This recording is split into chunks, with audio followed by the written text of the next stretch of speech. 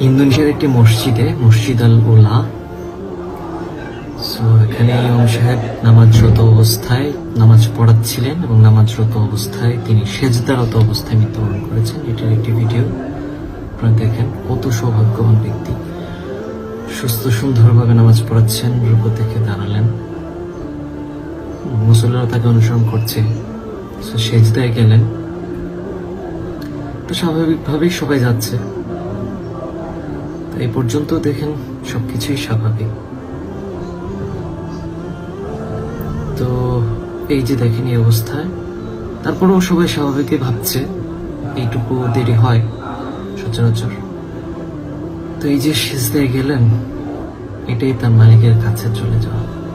তো এখানেই দেখবেন কত সৌভাগ্য। নিজে একজন মুসল্লি, দুজন মুসল্লি একটু উঠে দেখলেন যে ইমাম সাহেব উঠে গেলেন কিনা, তারা আবার সিজদায় চলে গেলেন। কিন্তু এই যে দেখেন এখন হচ্ছে উনি পড়ে গেলেন, মানে দেহটা নিথর হয়ে গেল